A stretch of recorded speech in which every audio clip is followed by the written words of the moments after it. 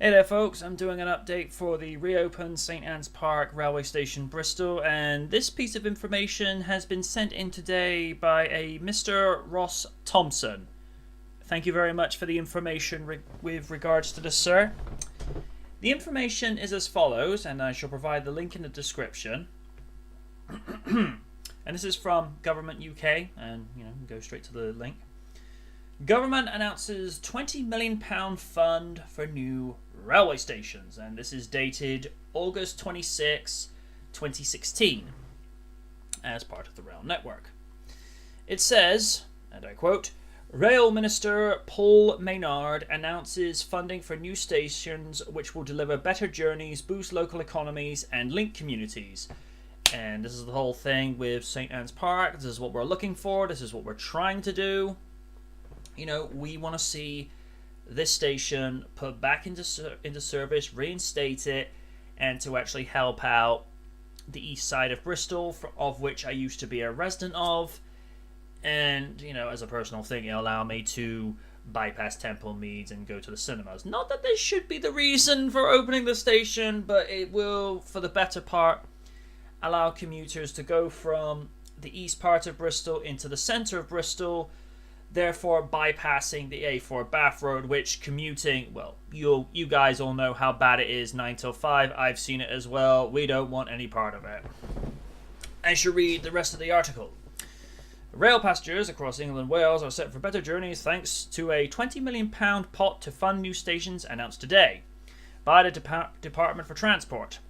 The next round of new stations will provide up to 75% of the cost for constructions of new stations or to reopen previously closed stations. This is where we come in. The funding will improve access to the rail network and create new travel, employment and housing opportunities. It follows on from an initial round of funding which has already made a major difference to passengers' journeys with new stations at New Court in Devon, Pye Corner in Wales, I hope I said that right, and Layer Bridge in London, hope I said that right as well, and stations at Ilkeston near Derby and Kenilworth near Coventry in the process of being delivered. Rail Minister Paul Maynard said, hope I said this right, the new station fund is a great example of how our record investment in the railways and work with local authorities and industries delivering better journeys for passengers. It's no given secret that the rail network is enjoying somewhat of a rejuvenation in the last 8 years, because statistics have actually shown that since 2008 more and more people are opting for journeys via the rails. And I can tell you this from my own personal experience. I decided, along with my brother, on one particular day in spring of 2008, it was going to take too long to get to Weston-super-Mare because it was a bank holiday and whatnot. So we checked out to see what time the trains were going to be, and it's like, oh, it was next morning, 10 minutes. And then this was the kicker. Instead of paying $6.50 to get to Weston, it came up as something like $4.50 each for return journeys. Now, granted, this is 2008 prices, but the point still stands. So, that's the other contributing factor. I mean, and I know I'm basing this on short distance journeys like Bristol to Weston, Bristol to Bath, or Bath to Swindon. You get the idea where this is going. The cost of the journey, compared to that of taking the bus, it's going to be much kinder to the wallet, and this is the whole point. And also, trains have much less emission percentage than that of the car, the lorry, or the bus, because the train are not standing stationary for too long. Although apparently in one study they found that apparently a diesel engine has more emissions coming out of it than a steam engine. I don't know how they base that on that. I'm not an engineer, I'm not a scientist, but that's just the way it is. But I'm liking what I read so far from this, because there's an article from the Bristol Post dating back to 2012 he believes the person in question with the article, which I shall pop in the description as well, thinks it'll take about 4 million to get St. Anne's Park reopened with platforms, the bridge, and various other amenities that need to be applied and whatnot. I'm hoping, St. Anne's will be included in that, because if 20 million is only being provided, that's only going to come up to like 4 new stations. But let's hope we're included in all of that. Norrie Court, director of stations at Network Rail, said, "The new station funding stream represents an important part of our railway upgrade plan to improve Britain's railways, delivering real and visible improvements for passengers. The first round of the new stations fund helped deliver Pye Corner, New Court and Lea Bridge, and is in the process of delivering Ilkeston and Kenilworth. These are important stations for passengers who rely on the railway every day, and the announcement of additional investment to undertake a further round of new stations is welcomed.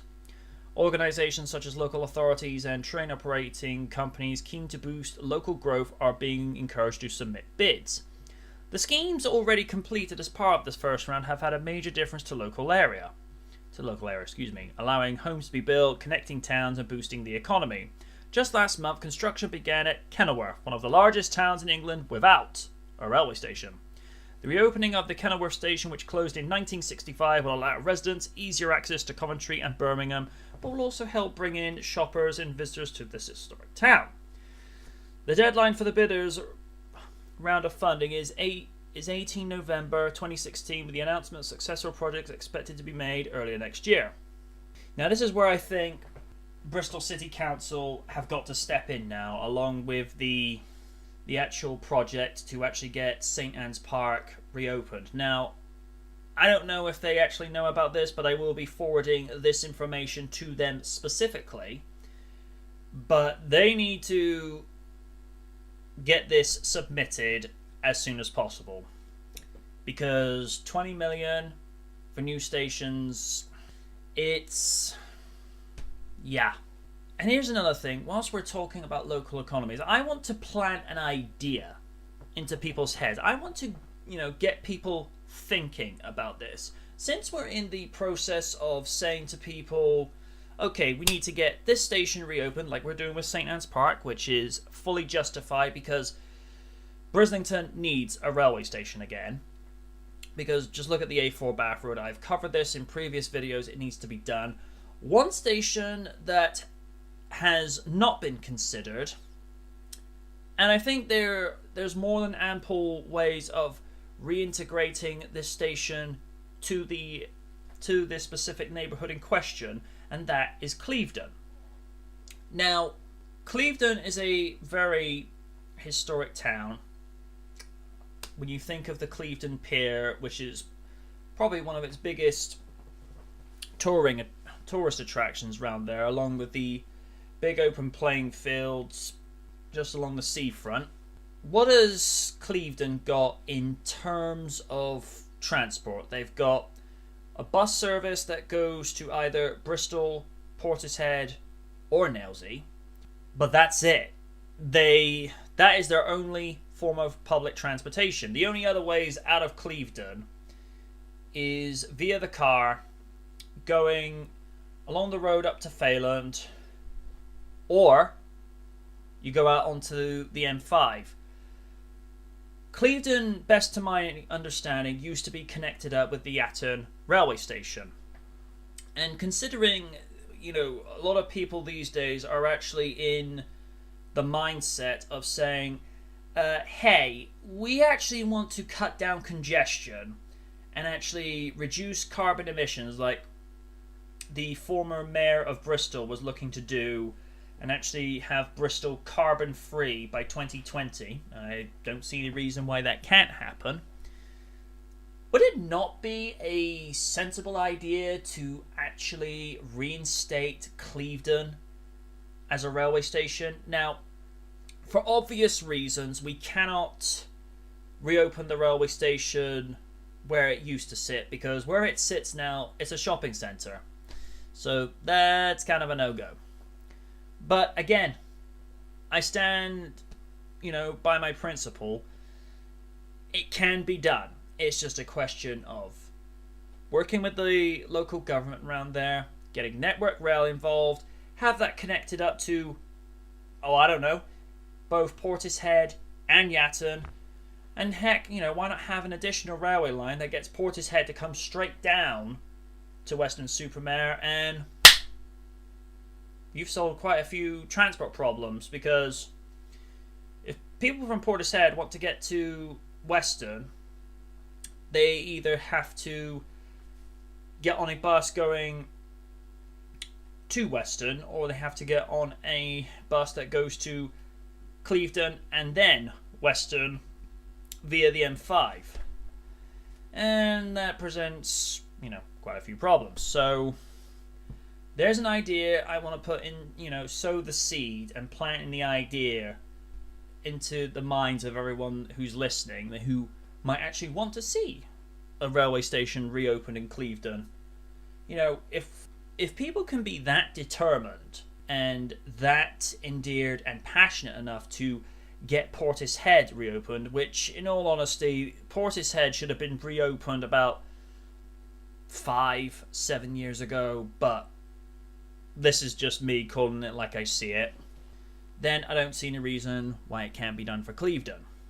But it all depends if we can get St. Anne's Park reopened, and by extension get Portishead reopened, because if we can get those two done, then we're laughing the rest of the way. At least that's how I see it.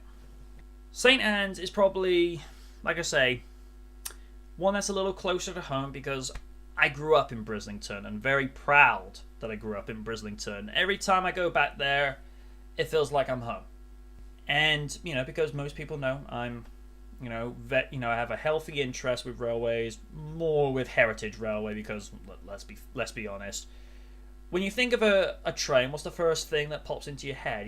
Something like Flying Scotsman, the Mallard, or Tornado. You don't think about the high-speed trains that we've currently got on the network, or although the Hitachi trains that we've got coming into service next year look impressive, that's not what we think of when we think of trains. We think of the steam giants of the golden era of steam. But that's enough of my preferences, and probably several others. I've procrastinated long enough. I'm going to let you share this article. Like, share, get a conversation going with, let's go with the hashtag new funds for stations, and just get the conversation going. And let's actually hope that Bristol City Council will actually put an application bid, because it's very rare when windows of opportunity actually open up like this. This is one of those times where you can't procrastinate. You have to seize the day. Carpe diem. And all that jazz. Anyway, I have wasted enough of your time, and I'm going to let you read this at your leisure. And let's hope things start going the way we want it to go, because, like I've said so many times before, we want to see St. Anne's Park come back. Let's make it happen. Until next time, good night from the night.